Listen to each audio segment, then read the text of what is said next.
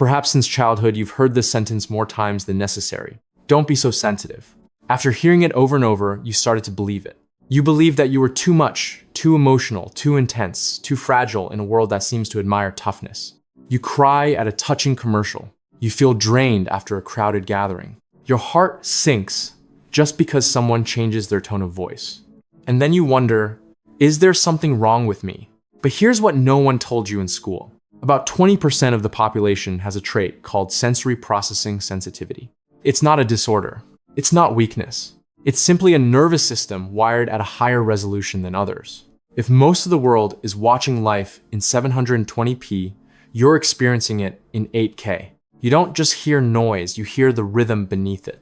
You don't just see a sunset, it takes your breath away. The problem isn't you. The problem is that you're trying to live like a cactus when your nature is that of an orchid. Cacti endure harsh sun and wind, but orchids are what make people stop and marvel. And if you're still trying to toughen up to fit in with the majority, I have to be honest, you're dismantling your own evolutionary advantage.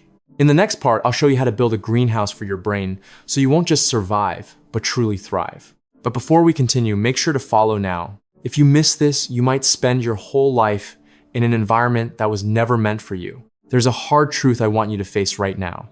You're not exhausted because you're weak. You're exhausted because you're living in the wrong environment. Your nervous system was designed for a slower world, where the snap of a branch could mean life or death. It was built to process a few important signals deeply, not hundreds of notifications, traffic noise, overlapping conversations, and flashing blue light every single day. When you walk into an open office and your head feels thick and foggy after 2 hours, that's not laziness. That's an 8K brain being forced to stream 10 glitching movies at once. The problem is that the modern world runs at high speed and with dense stimulation. Your brain doesn't have as strong a filter as most people's.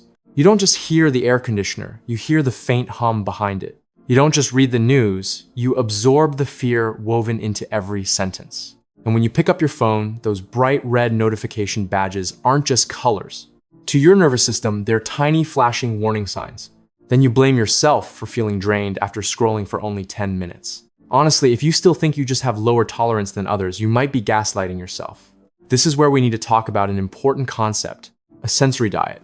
You wouldn't eat greasy fried food 3 times a day and then wonder why your body feels sluggish. Your nervous system works the same way.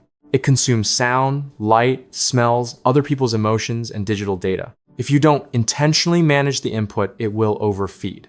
And when it's overloaded, you don't explode immediately. You slowly, quietly wither. The first step sounds small, but it changes everything. Protect your nervous system the way you would protect an expensive device. If you work in a noisy environment, noise-canceling headphones aren't a fashion accessory. They're protective gear for your brain. You're not wearing them because you dislike people. You're wearing them because you understand your neurological wiring. And if someone thinks you're unapproachable, remember, they're not the one dealing with the dull headache at the end of the day. Don't apologize for needing quiet. Next, you need a recovery corner. It doesn't have to be a glowing meditation room, just a place where your nervous system is allowed to downshift. It could be your parked car in the basement, a quiet stairwell, even a restroom stall. When your head starts to feel cloudy, your heart beats faster, and everything feels like too much, that's a signal. Don't be a hero. Don't push yourself to hold on a little longer. 5 minutes of sitting still, no phone, no noise, just letting your body return to baseline can save your entire afternoon. You're not escaping. You're maintaining the system. Now, here's something many sensitive people forget. It's not enough to avoid the bad. You must actively seek the nourishing. For you, beauty is not a luxury. It's nutrition. Natural light doesn't just make photos look good. It signals safety to your brain. The repeating patterns of leaves, the steady sound of rain, the softness of a well-fitting shirt, these are all messages that you are not in danger. A weighted blanket may help you sleep more deeply, not because of superstition, but because that gentle pressure activates the parasympathetic nervous system, helping your body slow down. You need to schedule these things the way you schedule lunch. If you wait until you're depleted to reach for them, it's already too late. And what about your phone? Try a small experiment I'm willing to bet you've never considered. Switch your screen to grayscale. When the colors disappear, the stimulation drops. Dopamine isn't constantly triggered. Suddenly, your phone becomes a tool instead of an emotional pump. It sounds simple, but for a sensitive brain, it's like a minor but effective surgery. If you don't believe it, Try for 3 days. If nothing changes, you can switch back. But if your mind feels lighter, you'll realize how long you've been under assault by color and notifications. However, the hardest part isn't sound or light. It's people. You walk into a room and immediately feel tension in the air. No one says anything, yet your chest feels heavy. You're experiencing what many scientists call heightened emotional mirroring. You don't just understand that someone is sad, you feel the sadness with them. The problem is, if you keep jumping into the water to save every drowning person, you'll exhaust yourself before you pull anyone to shore. This is where you need a subtle but powerful shift. From empathy to compassion. Empathy makes you dissolve into someone else's pain. Compassion allows you to stay grounded while offering support. When you notice yourself becoming overwhelmed by someone's emotions, say silently, "I see your pain, but it is not mine." That sentence doesn't make you cold. It creates a boundary. And that boundary is what allows you to truly help instead of sinking together. Finally, here's something you've probably been doing wrong for years. You say yes too quickly. You sense expectations, potential disappointment, and you want to soothe it. So, you agree. Another meeting, another project, another promise.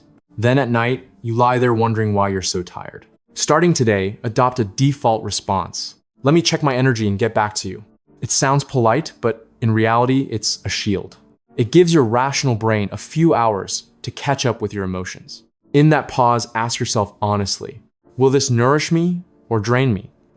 If the answer makes your chest feel heavy, you already know what to do. By now, you may be realizing something a bit shocking. Much of your exhaustion doesn't come from life being too hard, but from never having been taught how to live in alignment with your nervous system. If you keep trying to be like the majority, you'll continue blaming yourself and burning out.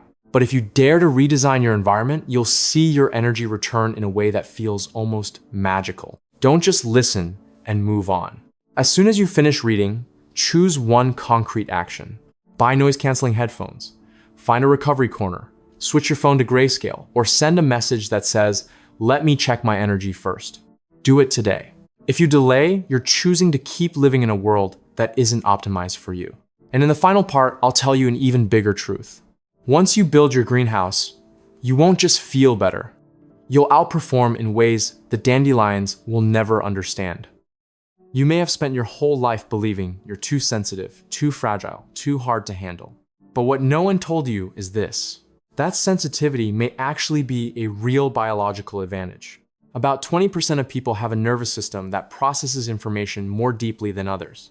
You don't just hear sounds, you sense the meaning beneath them. You don't just see a crowded room, you absorb its energy. And that's exactly why you feel so tired. The problem isn't that you're weak.